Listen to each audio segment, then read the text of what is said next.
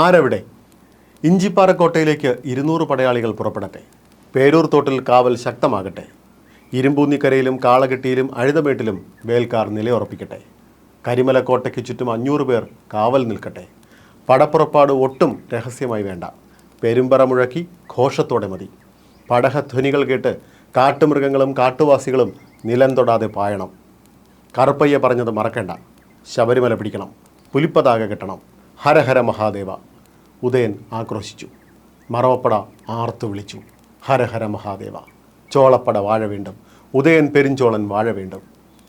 ശംഖനാദം മുഴങ്ങി. വേട്ടയാടി പിടിച്ച വലിയ മ്ലാവിൻ്റെ തലവെട്ടി ഉദയൻ ദേവന്മാർക്ക് ബലി നൽകി. അവിടമാകെ ചോര പടർന്നു. ആ സാധുമൃഗത്തിൻ്റെ കണ്ണുകൾ തന്നെ തുറച്ചു നോക്കുന്നത് ഉദയൻ അറിഞ്ഞില്ല. അയാൾ കുതിരപ്പുറത്തേക്ക് കയറി വാളുയർത്തി പുറപ്പെടാൻ ആജ്ഞ നൽകി. പെരുമ്പാറ്റകൾ കരിമല വിട്ടിറങ്ങി കാട്ടുപാതകൾ വിറപ്പിച്ച് മുന്നേറി.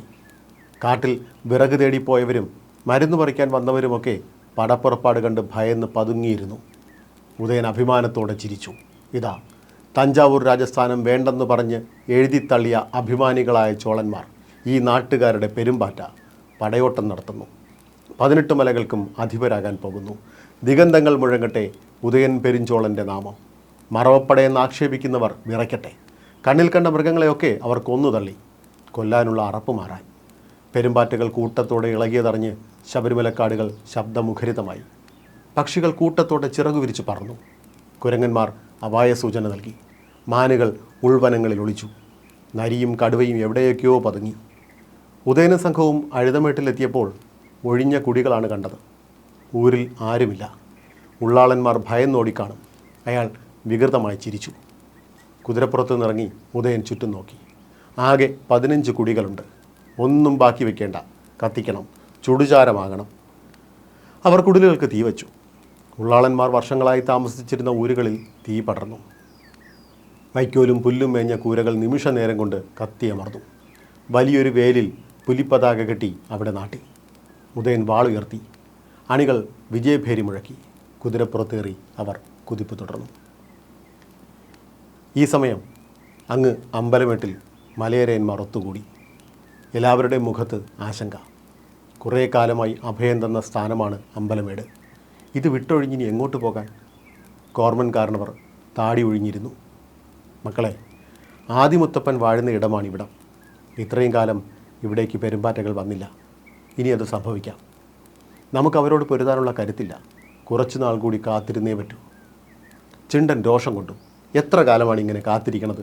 ഈ തറ വിട്ട് ഇനി എങ്ങോട്ട് പോകാൻ? നോക്കുമ്പോൾ ചുറ്റും കാടാണ്. കാട് മുഴുവൻ നമുക്കുള്ളതും. എങ്കിലും പോക്കടിക്കൊരിടമില്ല. ഞാൻ പറയണത് പൊരുതണമെന്നാണ്. നമ്മൾ പയറ്റ് പഠിച്ചവരല്ലേ, എടുത്ത് പ്രയോഗിക്കണം. അമ്പലമേട്ടിൽ കാല് കുത്തുന്നവനെ അരിഞ്ഞു വീഴ്ത്തണം. കുറേ പേർ അതിനെ അനുകൂലിച്ചു. അതുവരെയും മൗനം പൂണ്ടിരുന്ന കണ്ടൻ ഇടപെട്ടു. നിങ്ങൾ പറയുന്നതൊക്കെ ശരി തന്നെ. പക്ഷെ ഒന്നും മറക്കരുത്, പന്തളത്ത് നമ്മുടെ ചെറുക്കനുണ്ട്. കഴിഞ്ഞ കുറേ കാലമായി പലയിടത്തു നിന്നായി പെറുക്കി കൂട്ടി അവനുണ്ടാക്കിയ പടയുണ്ട്. അവരുടെ കൂടെ ചേർന്ന് പൊരുതേണ്ടവരാണ് നമ്മൾ. അതിനിടയിൽ ഒറ്റയ്ക്ക് പോയി പെരുമ്പാറ്റയോട് പൊരുതി തോക്കുന്നത് നല്ലതാണോ? നിങ്ങൾ പറ. കറുത്തമ്മയും അത് ശരിവെച്ചു. ഞാൻ ഒരു കാര്യം പറയാം. കാടും നാടും ഒന്നിച്ചാൽ മാത്രമേ പെരുമ്പാറ്റയെ തോൽപ്പിക്കാൻ പറ്റൂ. അതുകൊണ്ട് നമ്മൾ കരുതലോടെ ഇരിക്കണം. എൻ്റെ ആങ്ങളമാർ അതുവരെ ക്ഷമിക്കണം. നമ്മുടെ കൊച്ചു അവസാനം ഒറ്റയ്ക്കായി പോകരുത്. കറുത്തമ്മയുടെ കണ്ണ് നിറഞ്ഞു. അവൾ പറഞ്ഞതാണ് ശരി. അയ്യപ്പന് നമ്മൾ സമയം കൊടുക്കണം. അവൻ പട കൂട്ടുന്നത് നമുക്കറിയാലോ. അവൻ ഇവിടുത്തെ കാര്യങ്ങളൊക്കെ അറിയുന്നുണ്ടാവും. നമുക്ക് തൽക്കാലം മാറി നിൽക്കാം. അതാണ് നല്ലത്. കോർമൻ കാരണവർ പറഞ്ഞു. ചിണ്ടൻ അപ്പോഴും അതിനോട് യോജിക്കാൻ കഴിഞ്ഞില്ല. പെരുമ്പാറ്റയുടെ കഥ കഴിക്കണം. ഉദയൻ്റെ തലയെടുക്കണം. ആകെയുള്ള കൂടപ്പുറപ്പായിരുന്ന ചീരനെ കൊന്നവൻ കഴിഞ്ഞ 10-17 കൊല്ലങ്ങളായി സുഖിച്ചു വാഴുന്നു. ഇനിയും എത്ര നാൾ ഇങ്ങനെ പേടിച്ചിരിക്കണം? കണ്ടൻ ചിണ്ടൻ്റെ തോളിൽ കൈവച്ചു. ചിണ്ട, നമുക്ക് കുറച്ചുകൂടി ക്ഷമിക്കാം. ഇത്രയും കാലം കാത്തതല്ലേ. തൽക്കാലം ഇവിടം വിടാം. ഉൾക്കാട്ടിലേക്ക് മാറാം. കോർമൻ കാരണവർ ആകാശത്തേക്ക് നോക്കി. വെയിൽ കണ്ണിൽ കുത്തുന്നു. അദ്ദേഹം കൈപ്പത്തി കൊണ്ട് വെയിൽ മറച്ചു. ഒരു പരുന്ത് വട്ടമിടുന്നു. കോർമൻ കാരണവർ അതിനെ തന്നെ ശ്രദ്ധിച്ചു. അമ്പലമേട്ടിനെ അത് വലം വയ്ക്കുകയാണ്.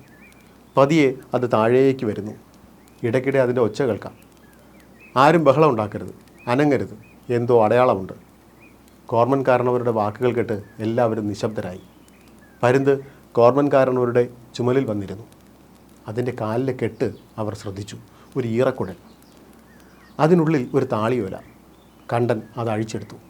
അതിൽ ഇപ്രകാരം എഴുതിയിരുന്നു: അച്ഛനും അമ്മയും കൂടപ്പിറപ്പുകളും അറിയാൻ അയ്യപ്പൻ അയക്കുന്നത്. പെരുമ്പാറ്റപ്പട ഏതു നേരവും അമ്പലമേട് വളയും. ഇനി അവിടെ തങ്ങരുത്. എത്രയും വേഗം ഒഴിയണം.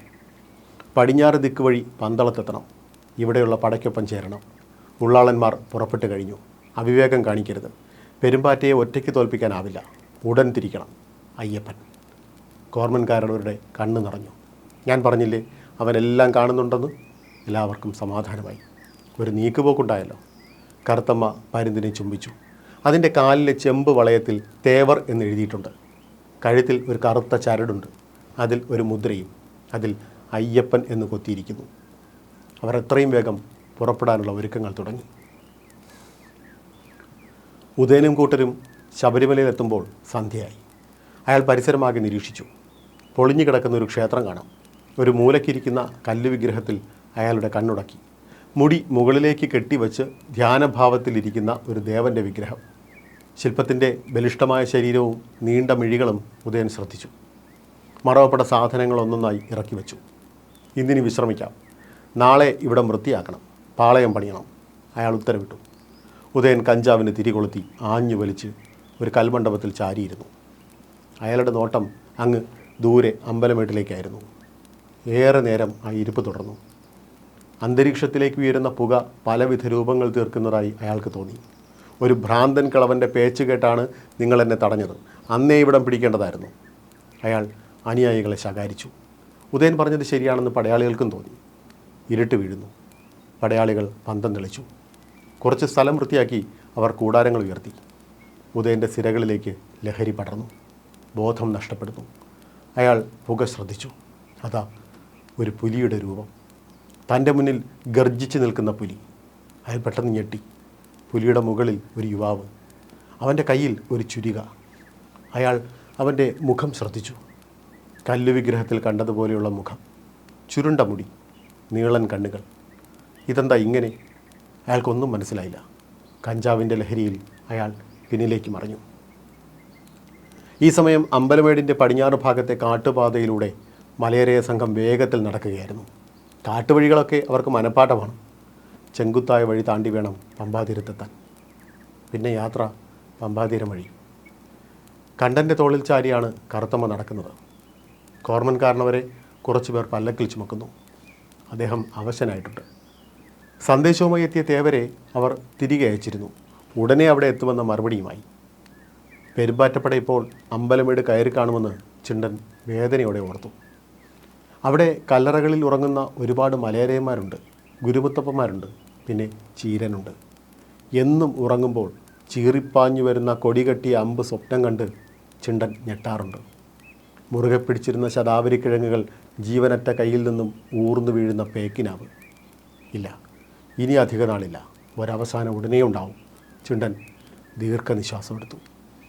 പമ്പാതീരം എത്തിയപ്പോൾ എല്ലാവരും നന്നേ കുഴഞ്ഞു. ഇവിടെ വിശ്രമിക്കാമെന്ന് കണ്ടൻ പറഞ്ഞു. അവർ അവിടെ പന്തങ്ങൾ നാട്ടി. കോർമൻകാരനവർ തണുത്ത് വിറയ്ക്കുന്നു. ചിണ്ടൻ തൻ്റെ കരിമ്പടം അദ്ദേഹത്തെ പുതപ്പിച്ചു. എല്ലാവരും മണൽത്തിട്ടയിൽ കിടന്നു. കണ്ടൻ്റെ നെഞ്ചിൽ കിടന്ന് കറുത്തമ്മ തേങ്ങി. ജനിച്ച കാലം മുതൽ എൻ്റെ കുഞ്ഞ് സമാധാനം അറിഞ്ഞിട്ടില്ല. പിറന്നു വീണതേ ഒളിത്താവളത്തിൽ. നമ്മളെല്ലാവരും കൂടി അവൻ്റെ തലയിലേറ്റിയത് മുടിഞ്ഞ ഭാരവും. ഇപ്പോഴിതാ അവൻ നാട് മുഴുവൻ ഓടി നടന്ന് പടകൂട്ടുന്നു. അവളുടെ കണ്ണുകൾ നിറഞ്ഞൊഴുകി. കണ്ടൻ അവളെ ചേർത്ത് പിടിച്ചു. കരയില്ലേ, അവൻ നമ്മുടെ മാത്രം കുഞ്ഞല്ല, ഈ നാടിൻ്റെ മുഴുവൻ കുഞ്ഞാണ്. നാട് വാഴേണ്ടവനാണ്. കുറച്ചു കഴിഞ്ഞ് കറുത്തമ്മ ഉറങ്ങി. കോർമൻകാരനവരും ചിണ്ടനും കൂടെ വന്നവരും ഒക്കെയും ഉറങ്ങി. കണ്ടൻ മാത്രം ഉറങ്ങിയില്ല. ഇരുണ്ട് മൂടിക്കിടന്ന ആകാശത്ത് ഒറ്റയ്ക്ക് തിളങ്ങി നിൽക്കുന്ന മകരനക്ഷത്രത്തെ നോക്കി അയാൾ കിടന്നു.